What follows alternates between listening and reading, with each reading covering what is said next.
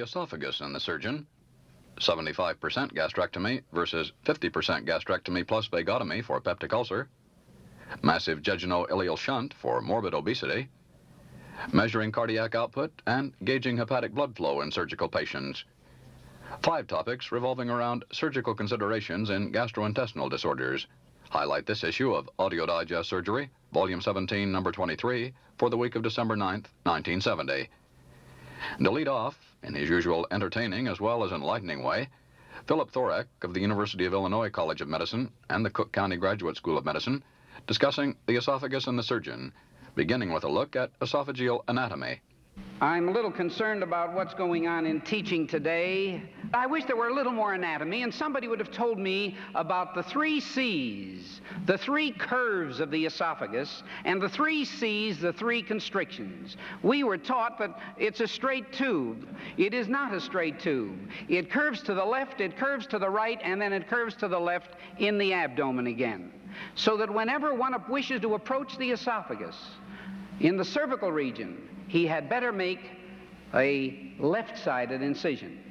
If it's transthoracic, it's much easier to get on through a right-sided incision, although this will bring about arguments. However, at the lower end of the esophagus, we go in through a left thoracotomy or through a left rectus incision. The 3 constrictions, and I think this is of practical value, where the esophagus starts at the pharyngo-esophageal junction at the hyoid bone. Number 2, where the trachea bifurcates, and number 3, at the hiatus. I don't like statistics, but 99.9% of pathology of the esophagus occurs at these 3 constrictions, be it a foreign body, a carcinoma, or some of the conditions that we shall mention.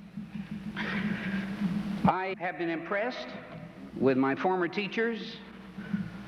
The first and most important part of surgery is diagnosis. The second most important part of surgery is diagnosis. And the third most important part of surgery is diagnosis. When my diagnostic batting average is high, my morbidity and my mortality is low. And so I should like to discuss tense esophagus and esophageal radiation of pain. With esophageal pathology, we can get a radiation up the inferior dental nerves and to the mandible. That's quite suggestive of coronary attacks or angina.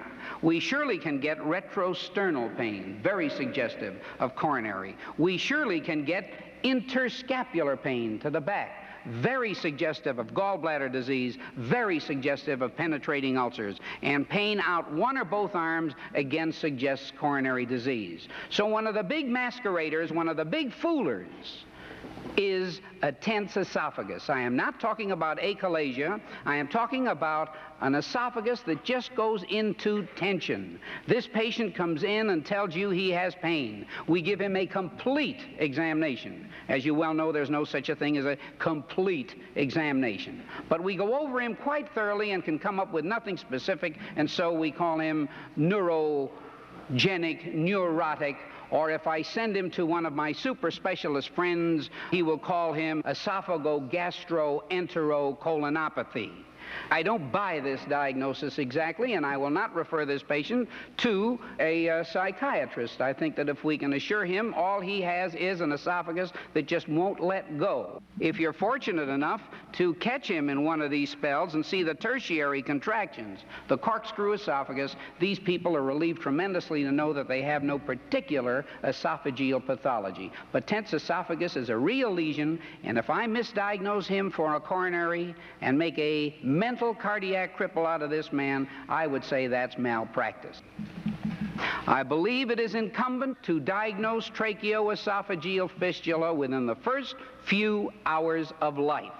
These children ran a mortality of 100% prior to the past 2 decades or so, and most of these children can be saved if we can diagnose them, and we can diagnose them when they take their first feeding.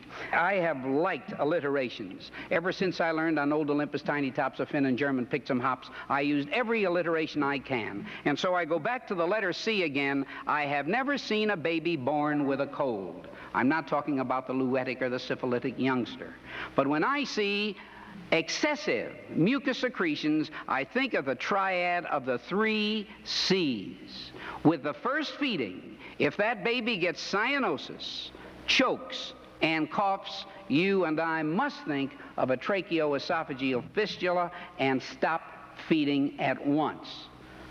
If we just get this thought through, the first and most important part of surgery, as we say, is diagnosis. And it's a very interesting thing. If we look at these newborn babies, they have tremendously distended abdomens. It's due to inspired air through the tracheoesophageal fistula. We then ask our radiologist to come on, put a little catheter in that baby's nose, and put in some lipiodol. Never barium. We never put barium because barium bronchitis is lethal. Now, we give a little lipiodol or a similar non-irritating substance, and it will only go to the upper part. This is the little stenotic area. Now the baby coughs, and the lipiodol goes over the tracheoesophageal fistula into the lungs. These children can be saved. These should be approached through a right-sided incision. The azygous vein is the guide to the tracheoesophageal fistula. That is tied off, and an anastomosis made. Most of these babies can be saved if the diagnosis is made within the first day or two of life and feedings are stopped. Hiatus hernia. I just want to discuss esophageal hiatus hernia, the most common one. These children with hiatus hernias can be operated on through a long left rectus incision, preferably abdominal. This hernia hasn't lasted long enough to produce adhesions. Always, I'm afraid of the word always, but I think they do better transabdominally. In the old hiatal hernias, they do better transthoracically. I say a long left rectus incision. The bigger the surgeon, the bigger the incision. The smaller the surgeon, the smaller the incision. Microsurgeons make micro incisions, and the finer the surgeon, the finer the suture material. Whenever I see one of these little peeping toms go through a little incision to do a man's work, the bigger the surgeon, the bigger the incision. The smaller the surgeon, the smaller the incision. Microsurgeons make micro incisions, and the finer the surgeon, the finer the suture material, and our results are good. Occasionally, we'll see a tug-of-war because of the negative pressure in the chest. If we just slip a little catheter through the hiatus and let atmospheric pressure run in, this will essentially reduce itself. The hiatus is closed, taut, but not tight. The organs are returned, and I prefer to try through and through sutures than just suture the skin and do a post-operative hernia later. Do I always get by with it? Emphatically, no. But frequently, we can prevent a secondary procedure. We've been brought up hiatus hernias being either sliding hernias or paraesophageal. I would like to leave a thought of the angle of Hiss. I don't like big words, and they scare me when they throw terminology at me that I can't comprehend.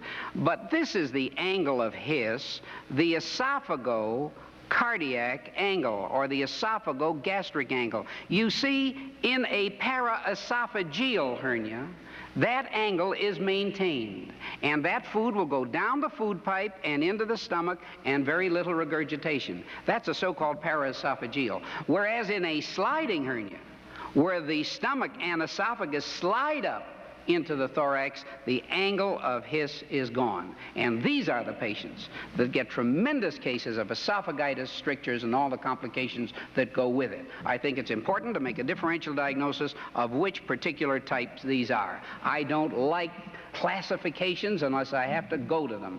But where the angle of Hiss is the sine qua non in the diagnosis, let us know that we have to make this differential diagnosis. Possibly one of the most embarrassing errors I would say that every one of us have made, I know I've made my share, is the secondary anemia that you can't find the cause for. Idiopathic starts with I, ignorance starts with I. Idiopathic. The most common cause of idiopathic secondary anemia is hiatus hernia. It's because a piece of stomach gets up into the chest, the diaphragm constricts, these veins become varicose, they may bleed massively or they may bleed minimally. It's so common. I can't make rounds any day, but I don't see a hiatus hernia on our service, and it's not a massive service, I can assure you. We won't miss hiatus hernias if we take röntgenograms in the Trendelenburg position. And many times, giving this patient barium will reduce a little hernia, or this tiny hernia will not show up in the erect position, but it will come out in the Trendelenburg position. I suppose the best way to stimulate is to irritate, and it is not my purpose to irritate those who know much more about this subject than I do. But I still feel that in about 50%, about half of the cases of hiatus hernias that I see, particularly in the poor risk patients, I don't want anybody going into my chest if you can cure me or help me with a simple procedure. A left phrenicoexeresis will relieve, I'd like to use the word cure, 50% of hiatus hernias. Thoracic surgeons take me to task for this. They cut me to bits and throw salt in the wounds. But I will tell you that if I had a hiatus hernia, I wouldn't let anybody go in until they tried the left phrenicoexeresis. Not a crush, but a left phrenicoexeresis, paralyze the left hemidiaphragm, and it is fantastic in about half of the patients how that hiatus hernia will reduce itself and how many times we get total relief of symptoms. I think it's an excellent little trick. I realize we're living in the day of hemicorporectomies, where we cut the man in half right at the third lumbar, with bilateral ureterostomies and ileostomies. Oh, well, if this is your philosophy of surgery, fine. Maybe there is a place for that. But let me try something simple first. I feel that this is a worthy procedure, and it will help your repair if you have to go in at a later time. In sliding hernias, I have been very impressed with the comparatively simple procedure of the Nissen fundoplication operation. It is not too difficult to do. It can be done in most instances transabdominally, where a part of the cardia of the stomach is slipped retroesophageally, particularly in sliding hernias, and we get a one-way valve made, and the regurgitant symptoms and the esophagitis seem to disappear. Dr. Thorak next turns his attention to diverticula of the esophagus. We said there were three constrictions: the pharyngoesophageal junction, parabronchial, right where the bifurcation comes in, and epiphrenic. That's where we find diverticula. The point I would like to make is the following. Whenever you get a report from the radiologist that there's a small cherry-sized diverticulum in the region of the bifurcation of the trachea, I would implore you, don't touch it unless you have a very good reason. This is not causing her symptoms. And so I must review with you the physiopathology or pathologic physiology, if you will, of a diverticulum anywhere in the body: the esophagus, the sigmoid, the bladder, any organ. As long as contents keep going, we'll have no trouble. I learned my pathology with the late, great Dr. Yaffe, who said there is no pathology without stasis. As long as the gallbladder empties itself, you will not see cholecystitis. As long as its sinus drains itself, you'll not see sinusitis. As long as an appendix can evacuate itself, you will not see appendicitis. Well, are not bacteria important? Of course they are important. They are ubiquitous. They are omnipresent. But as long as we can keep them moving, they will not grow locally and produce the rubor, calor, or tumor that we know so well. But once we get a diverticulum here that may produce stasis and bacteria can grow, now I don't have a diverticulosis, the presence of, I have a diverticulitis, an inflammation of. And with a diverticulitis, we get all the signs and symptoms of inflammation, be it esophagitis, be it perforation, be it hemorrhage, or what have you. More food going into the diverticulum than into the esophagus will not only give stasis, but will give pressure symptoms, and here we have the main symptom of dysphagia. So that if a diverticulum can empty itself, I believe we should leave it alone. I don't want to get into a tizzy with the colonic surgeons, but I surely don't touch diverticula of the sigmoid. If they can empty themselves of the barium in 24 hours, that's diverticulosis. Only the complications, the diverticulitis, require surgery. The ideal operation is diverticulectomy, but if ever you get into a rotten gangrenous diverticulum, I think there's still a place for marsupialization, creating a salivary fistula, and go in at a later date if that's necessary. I believe we'll save lives that way. And occasionally in a very poor risk patient, if things are not going well, transthoracically in the epiphrenic, we still do diverticulopexes. Again, the food will go past the diverticulum and into the stomach. Achalasia, so-called cardiospasm. Do not confuse this with tense esophagus. Tense esophagus, there are practically no findings, none whatsoever. But here you see the development, a little fusiform dilatation. Then we get a flask shape. Then if we let it go on, we get a sigmoid variety. There's a little lung tissue. That right costophrenic angle is open. And why should that be open with a huge fluid content? This is a massive sigmoid variety of achalasia. I think the ideal operation for most of these patients, and incidentally, here is where I must give the psychiatrist a puff. A lot of achalasias do well under psychotherapy and bouginage. I'd say 90% of achalasias will not require surgery. Most of them are a little screwy. Those are the ones we give to the psychiatrist. They do well, many of them, but if the psychiatrist can't help them, bouginage may help them, and when psychiatry and bouginage does not help them, we do a extra mucus cardiomyotomy. All this is a Ramstead operation at the other end, and the results are most gratifying. This is a modified Heller operation. Esophageal varices, yes, we still drink. We still will see cirrhosis of the liver. We'll still see portal hypertension. And I still want to be clinician enough to say that whenever I see a patient with bleeding varices who has no hair on his chest, that's cirrhosis of the liver until proven otherwise.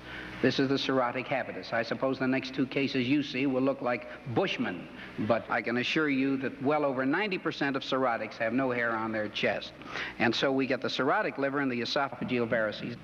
If they are bleeding acutely and fulminating and they're going to bleed out, I think there's only one thing to do, and that's a transthoracic, transesophageal ligation of the three primary piles. And there are three primary esophageal piles, and I usually like to tie them off in segments and inject 1 drop of sodium morhuate, 5% sodium morhuate. I'm treating the symptom, not the disease.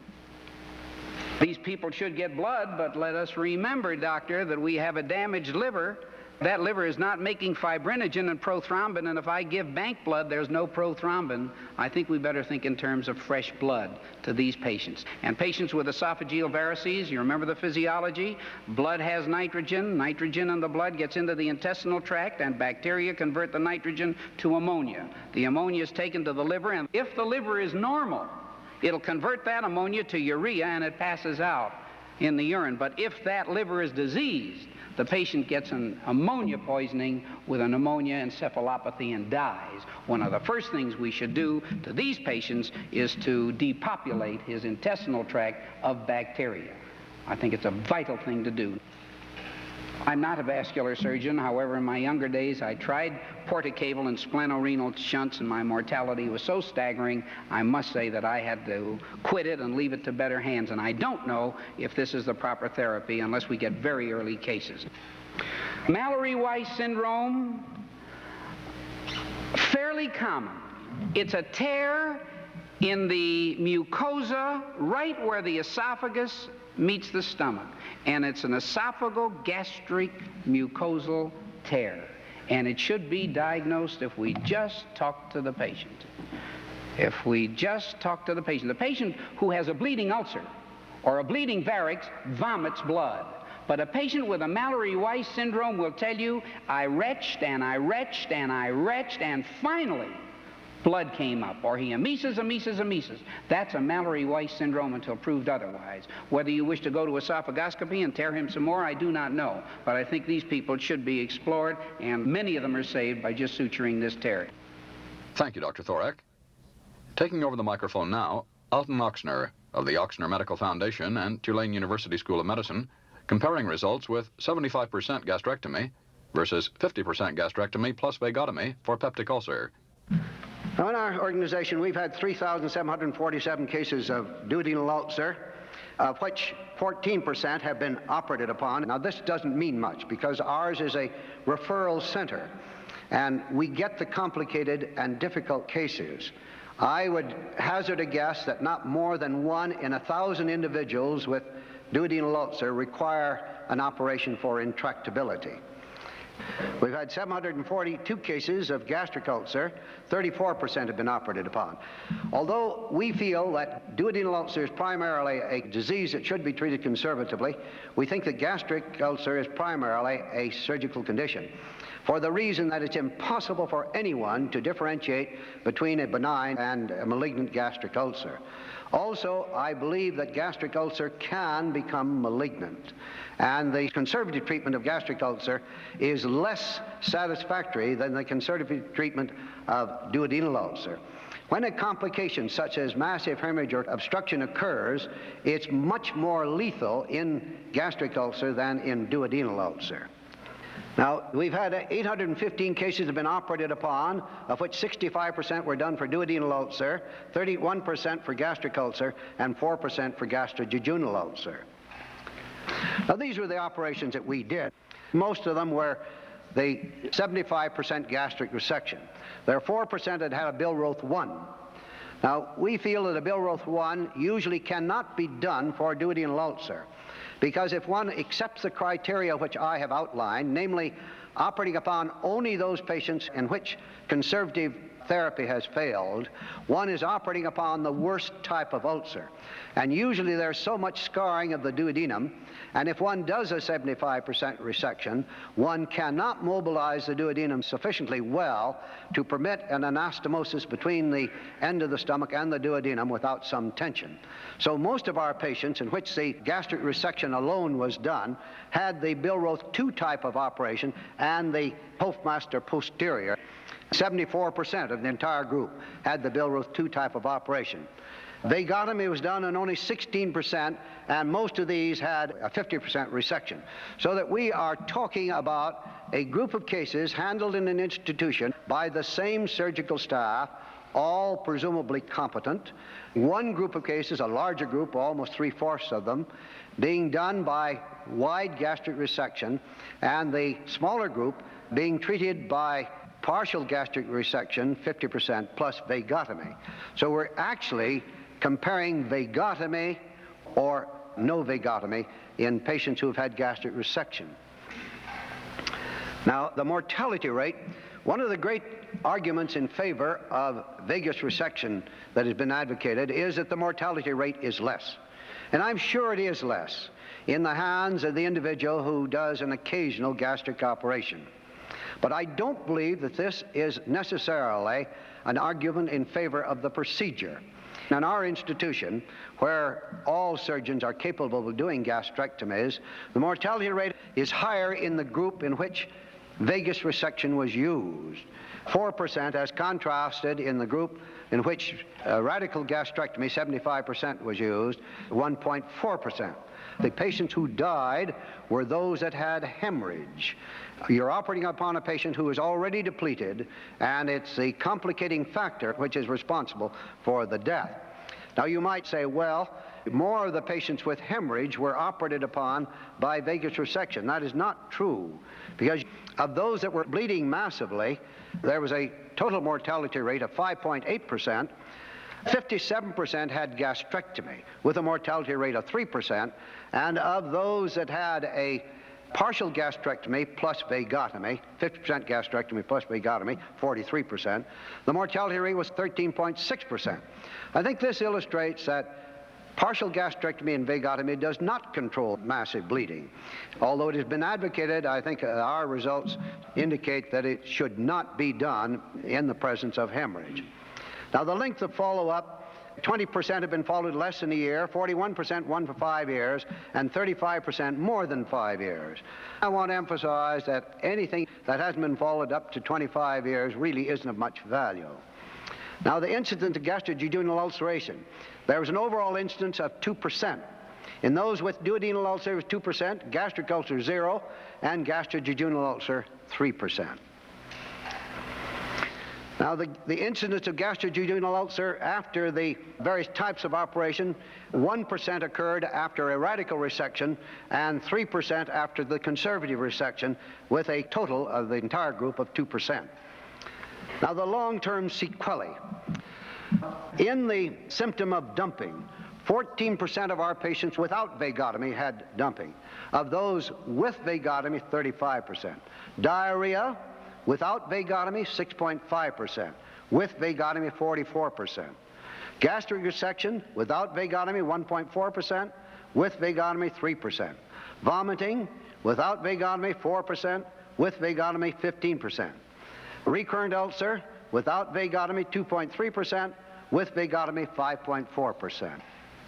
Now I'd like to give the results according to the extent of the operation.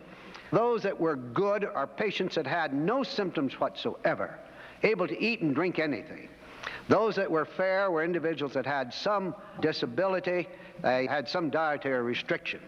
Those that had a radical resection, 93% were satisfactory, of which 87% were good and 13% were fair. However, 7% were unsatisfactory. Of the conservative, only 90% were satisfactory, 81% good, 19% fair, and 10% unsatisfactory. Our most unsatisfactory results have been obtained in patients in whom the operation was done because of a surgical complication such as massive hemorrhage, perforation, or obstruction. Unsatisfactory means that the patient is worse or no better than they were before. When the operation is done for intractable symptoms, the results are almost invariably good.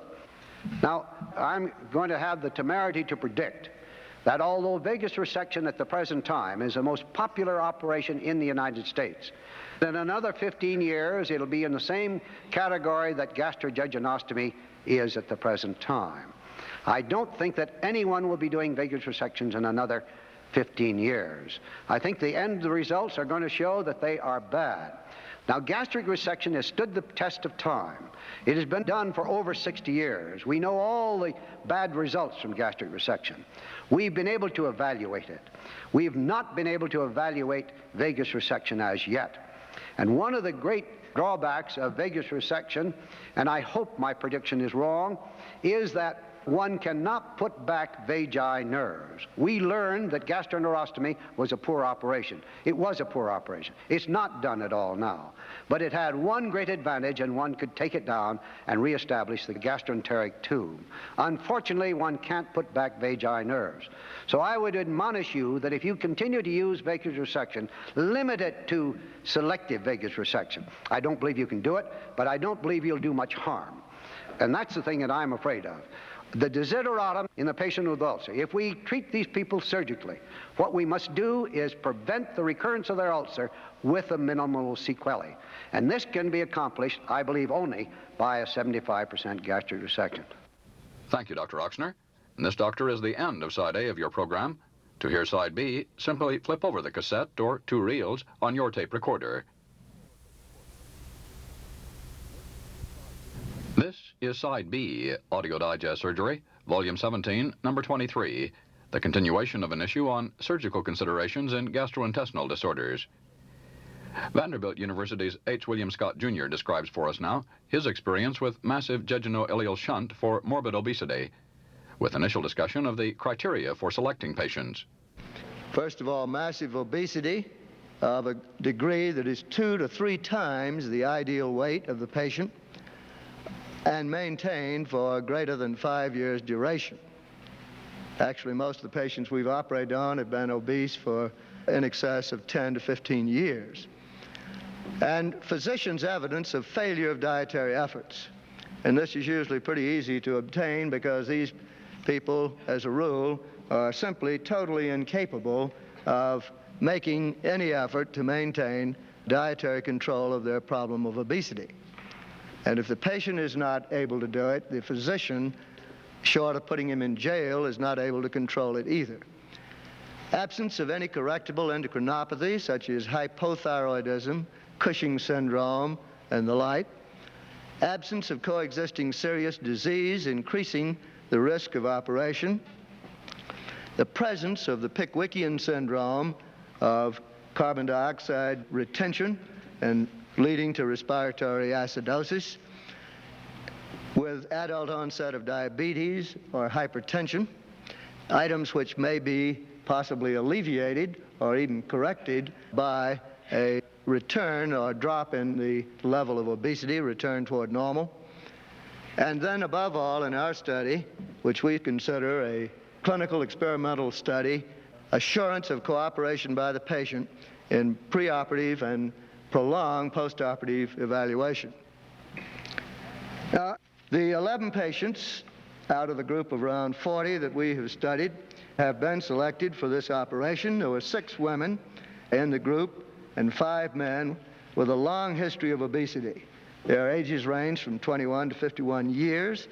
The weights in 5 of the group were in the 350-pound range, and in 6 from over 400 up to 600 pounds. The preoperative studies that have been carried out in this group come under 5 categories. We have looked for endocrinologic abnormalities that might lead to obesity.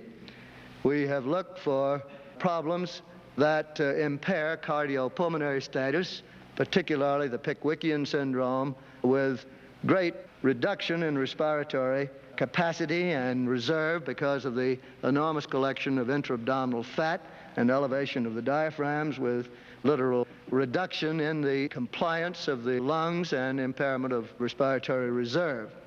A psychiatric evaluation has been made by a staff psychologist who has attempted to set up a personality profile in this group, and they've had psychiatric interviews before they're admitted to the hospital. And we've done baseline metabolic and absorptive studies in all of them. And then we've also been interested in the body compositional makeup, and by using isotope dilution methods, we have measured total body water, total body lean muscle mass, and total body fat. And we've been interested in the changes in these components after a bowel shortening procedure. To summarize briefly the findings in this group of patients who've been submitted to the procedure, we found no endocrinopathy in any of them except for mild diabetes in 3. The Pickwickian syndrome was present in 2 of the patients, and one of these was truly severe and life-endangering. In the other, the individual had lost his job, which was that of a song and dance man in a combo, because he continued to go to sleep while trying to do his act. Congestive heart failure in 1 patient, moderate to severe hypertension in 6. The absorptive capacity was truly excellent in each and every one of the patients in the group. We do not know how to detect super bowel, but it's interesting that maybe in this group we are dealing with an absorptive capability that exceeds that of the ordinary human being. The psychological studies have shown that these individuals are uniformly immature. There is an element of depression, a great deal of anxiety in most of them, and the only personality common denominator that came out of the study, or has come out thus far, is that they are described as passive dependent personalities. At least 6 out of the 11 were. Now, we've prepared the patients for operation by using a bowel prep, using clear liquid diet, and the use of cathartics, cleansing enemas, and oral kanamycin for several days prior to operation. The ordinary operating table is inadequate in width for these large patients, and so we've used a delivery table.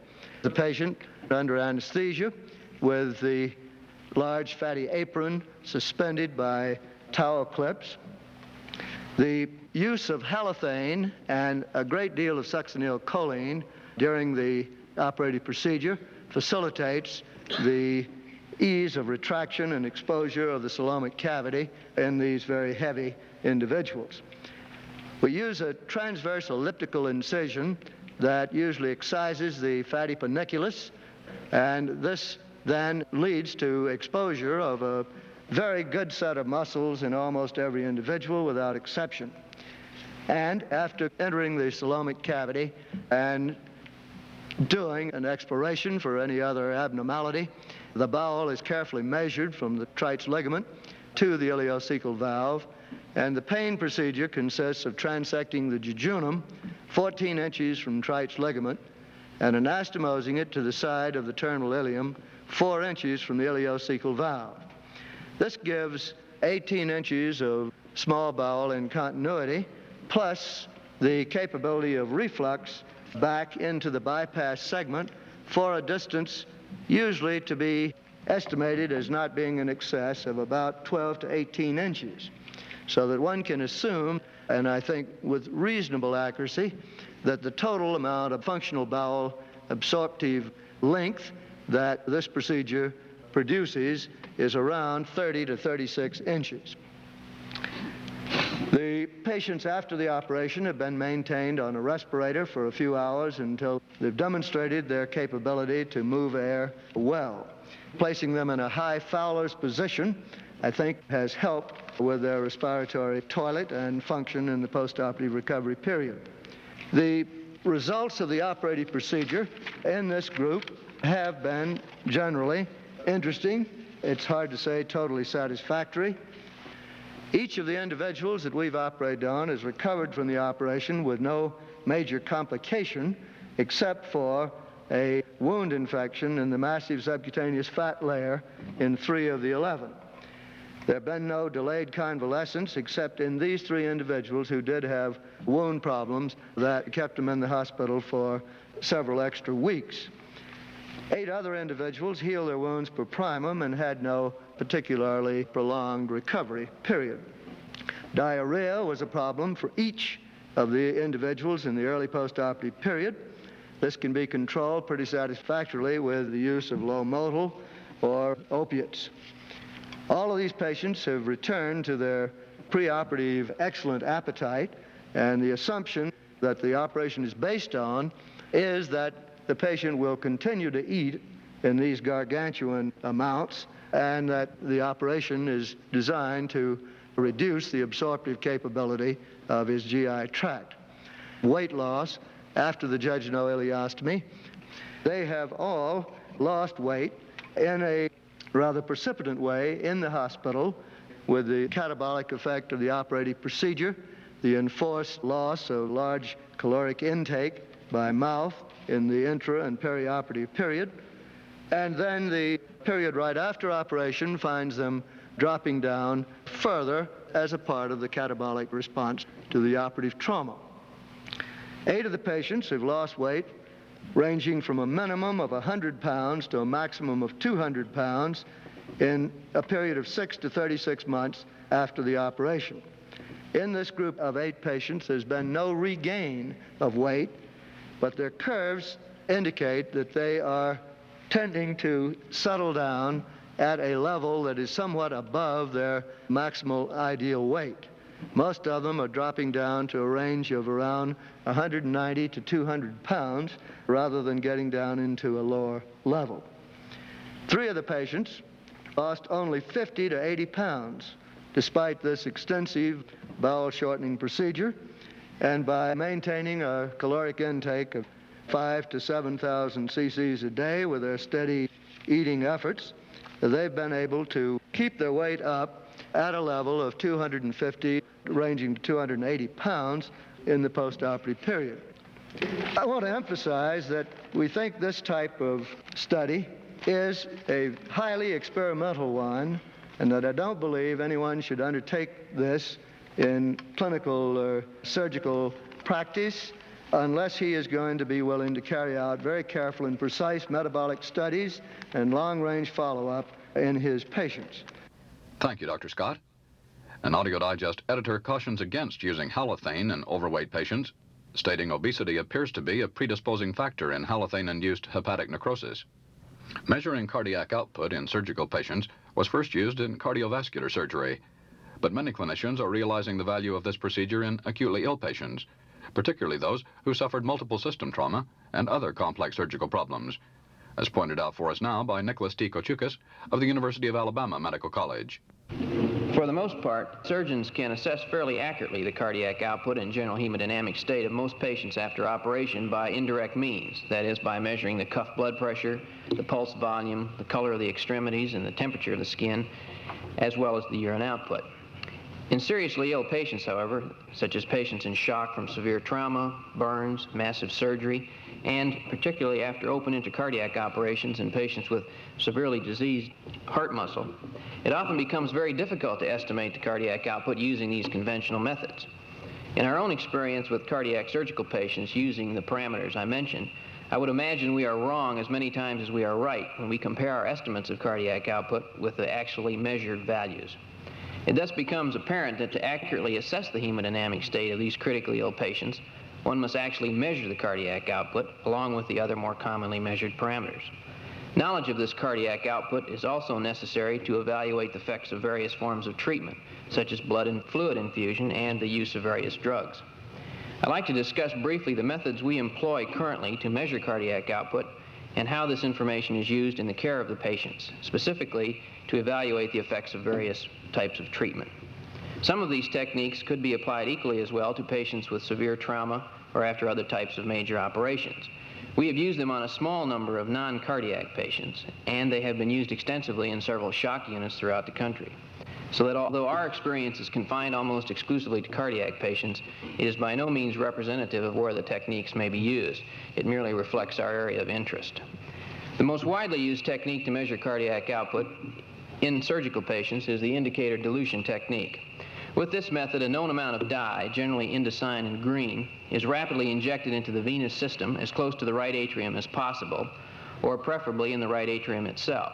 It mixes with blood in the atrium, and this blood containing the dye is then ejected by the ventricle over a number of beats. The concentration of dye in the blood in the arterial system is then obtained by withdrawing blood from a catheter in a peripheral artery and passing it through a sensing device which detects the dye particles. Such an indicator dilution curve, recording the concentration of dye as the blood passes through the sensing device as it is withdrawn from the arterial line. Knowing the area under this curve, the amount of dye injected, and the various calibration factors, the cardiac output in liters per minute can be determined. Performing such calculations by hand, however, takes considerable time, and by the time the numerical value for the output is obtained, it may be too late to do anything with the data with regard to a specific patient. To solve this problem, small bedside computers have been designed which can perform the necessary calculations and give an almost instantaneous value for cardiac output. For the past 2.5 years, we have been employing a computer to automatically measure intracardiac and systemic pressures, as well as to determine heart rate, central temperature, and the amounts of chest drainage and urine output in patients after open intracardiac operations. The computer has also been programmed to automatically compute the cardiac output after injection of the indocyanine green dye and withdrawal of the blood. A withdrawal syringe and the sensing device are usually placed at the bedside, and the readout, that is the computed values for cardiac output, are displayed on the screen. The dye curve is recorded on tape, analyzed by the computer, and the numerical value is shown on the screen about 20 to 30 seconds after the dye is injected. The computer lists the date, the time the measurement was made, the cardiac output in liters per minute, and the cardiac index, which is the cardiac output divided by the patient's body surface area. The stroke volume is obtained by dividing the cardiac output by the heart rate, and in addition, the arterial pressure, the left and right atrial pressures, and the peripheral and total peripheral resistances are calculated automatically by the computer. In general, duplicate dye curves at 3 to 5 minute intervals are obtained to be sure that the system is working properly. We are currently evaluating another indicator dilution system which uses cold saline as the indicator and a thermistor, which is a temperature sensing device, to sample the temperature in the blood in an artery as the blood with the cold saline is ejected from the ventricle. This system has the great advantage that no blood need be withdrawn from the patient, and hopefully we will be able to determine cardiac output at more frequent intervals. Because the indicator dilution techniques are somewhat time-consuming to carry out, and since, for the present time at least, somewhat impractical to obtain with the present techniques at very frequent intervals, we have also been evaluating the use of the central aortic pressure tracing, which is determined from an indwelling catheter placed in a peripheral artery, to see if this might give us some estimate of stroke volume and the cardiac output. The equation we have been using relates stroke volume to the product of a constant, a PSA term, which is the area under the systolic portion of a central aortic pressure tracing above the diastolic pressure, and the time of systole and the time of diastole. One must calculate the stroke volume once by an independent method, and we use indicator dilution for this to determine this constant K. You can then use this constant for all subsequent determinations, and knowing this PSA term and the time of systole and diastole, compute the stroke volume. With this method, you can then, knowing the stroke volume and the heart rate, compute the cardiac output, and these measurements can be obtained almost continuously using a computer to perform the necessary calculations. We have made comparisons in 31 patients after open intracardiac operations. Comparison of stroke volume determined by an electromagnetic flow meter placed on the aorta and also by the pressure contour method. And in the first 24 hours postoperatively, the agreement between the pressure contour method and the dye method was reasonably good. We are still evaluating this method to determine if it is reliable enough to be used routinely in our postoperative monitoring system. We are trying to determine why the method becomes unreliable, as it did in a patient 18 hours after operation. The real advantage of such a method is that it can give instantaneous value for stroke volume and cardiac output whenever the surgeon requests it by merely analyzing a number of pressure tracings. Now, how do these measurements of cardiac output help us in the management of patients after open intracardiac operations? Several studies in such patients have shown that low cardiac output, or the low cardiac output syndrome as it's called, is associated with a high postoperative mortality. A number of these patients who have low cardiac output early after operation will die of cardiac arrest or ventricular fibrillation. Since, as I mentioned earlier, we often are not able to accurately predict the cardiac output with the usual clinical signs, it must actually be measured to identify these high-risk patients. Once they are identified, various therapeutic measures can be instituted in an attempt to improve cardiac output and perfusion of the vital organ systems. Studies indicate to us that patients with low cardiac output can be approached and treated systematically when one actually knows the cardiac output in addition to the other measurements usually made. We believe in cardiac surgical patients, at least, that this allows a more intelligent approach to the management of these patients who are critically ill after operation. Once we can obtain the measurements routinely, as I mentioned, we should be able to obtain a great deal of additional information regarding the cardiac performance of such patients, which should hopefully improve their long-term outlook as well as the mortality early after operation. Thank you, Dr. Kochoukas.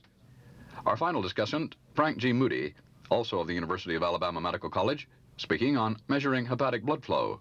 The role of surgically created portosystemic shunts, especially the portocaval shunt, as it relates to the treatment of the complications of portal hypertension, is being seriously challenged by randomized prospective studies.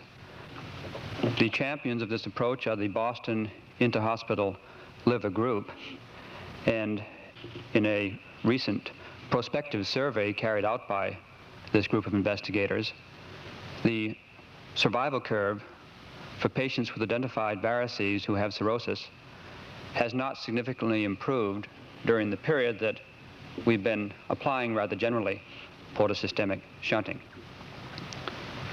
This group has also shown rather conclusively in a recent study that if one selects patients in a random manner, that is, identifies a group of patients who might benefit from a shunt, and then draws a card and either does or does not do the operation, that there again appears to be no improvement in survival if the shunt is done prophylactically. Now, there are two other pieces of information I think that are very important. One is that if you have cirrhosis, portal hypertension with varices, and have not bled, and yet are considered to be a candidate for a shunt, and then you're denied that operation, your chances for survival are significantly improved over patients who also have the same condition but are not a candidate for the surgical procedure. I think this is why we felt all along that we really were helping people with the various types of portal decompressive procedures, because the survival has been in the range, at least at 5 years, of about 50%, which is a remarkable improvement over the general population with cirrhosis. In addition, if you're selected and actually have a shunt performed, then your mode of death is changed from that of variceal hemorrhage to progressive hepatic failure. Some surgeons very early on became discouraged with portal decompression and have gone to so-called non-shunt procedures. It is apparent that the mortality of these procedures are quite high upwards of about 20%. That's the operative mortality. And in addition, there's no assurance that the patient won't bleed subsequently from varices. It's been well established that if one successfully creates a portacaval shunt, that the incidence of rebleed is less than 4%. I think the single simplest and most reliable way to identify the presence of varices is the barium swallow, barium esophagram, in which the varices, as irregular radiolucent areas within the barium-lined esophagus, are easily identified. One can also see the varices by endoscopy. We have been quite interested in applying the technique of hepatic venography. A catheter is passed percutaneously through the internal jugular vein into an hepatic vein, and an attempt is made to wedge the catheter in a hepatic vein and then inject a radiopaque material. Following injection, in some patients, the dye traverses the sinusoidal system and gains access to the portal vein that is seen rather faintly. Some investigators feel that this is evidence for rather sluggish flow through the portal system, and in addition, they've been able to identify patients in whom the portal vein has actually become an outflow tract from the liver. We have mainly used this technique for identifying the position of a catheter in the hepatic vein that we use for measuring hepatic blood flow. We have attempted splenophotography on all the patients that we've operated on, and in this technique, a catheter over a needle is inserted into the spleen, the needle is removed, and the catheter is left in place. One can then measure portal pressure. It's called a splenic pulse pressure, which very accurately quantitates the level of portal pressure because these procedures are done under local anesthesia. Radiopaque material is then injected. It courses through the splenic vein, the portal vein, and also the various collaterals that arise from the portal system in portal hypertension. One can also assess, since multiple films are taken over a short period of time, the direction that the dye flows. The radiographic techniques are valuable in assessing the anatomy of the portal system, but in our own experience, they haven't really helped us very much in determining whether, in fact, the patient continues to have a significant portion of his hepatic blood flow derived from the portal system. Direct measurements with electromagnetic non-cannulating flow meters have been done in other institutions with varying degrees of success. We have elected to use the extraction method of indocyanine green, the same dye that's used to measure cardiac output. It's a rather unique molecule in that it's removed from the body only by the liver. It doesn't undergo intrahepatic circulation. It can be assessed very easily in the bloodstream. It can be measured and quantitated. And in addition, it's quite safe. One can give large amounts of this material without deleterious effects to the patient. The studies are conducted by placing a catheter in a peripheral vein and then injecting the dye at a constant rate. In about 45 minutes, the arterial blood levels of the dye are constant, which means that the rate of removal is equal to the rate at which we administer the dye. One can also determine the concentration of the dye that enters the liver and that leaves the liver, since we have access to an hepatic vein by our hepatic catheterization techniques. If one then does correct for the hematocrit, since the determination is made in plasma, and utilizes the Fick principle, one can get a quite reliable estimation of the hepatic blood flow. We were hopeful that this intraoperative assessment of hepatic blood flow might help us to identify the patients who possibly could not tolerate a total diversion of their portal blood. We've applied this technique in several patients and to date have not been able to satisfy ourselves that it is going to be a very useful technique in this regard. At the present time, we're bringing all of the patients back that we've studied over the past several years for measurement of their hepatic blood flow, since now we've perfected the technique where we really feel quite confident in the numbers that we obtain. We now have progressed to the point where we can measure blood flow in the awake patient on the day prior to surgery, during surgery, and the day after surgery. We've been using the Spleena renal shunt as a procedure that may decrease hepatic blood flow through the portal route to a lesser degree than the portocaval shunt. The patients that we select for its use are ones with hypersplenism, and it's my own feeling at the present time that patients with moderate to marked hypersplenism, with or without esophageal varices, benefit from having this procedure done. In addition, I'm quite interested in performing splenorenal shunts on patients who have varices and use this as a prophylactic approach, especially if they have a depression in their platelet count. I think that the direction to go probably is to try to identify patients who are going to bleed in the immediate future and offer them a portocaval shunt. If we could identify why then these people die more rapidly, we might be able to devise an operation to maintain adequate hepatic perfusion and thereby prolong their survival. Thank you, Dr. Moody. And our thanks, too, to the Board of Regents of the American College of Surgeons and the Ogden Surgical Society for cooperation in recording and disseminating this material. Audio Digest Surgery is published and copyrighted twice each month by the Audio Digest Foundation as a nonprofit subsidiary of the California Medical Association.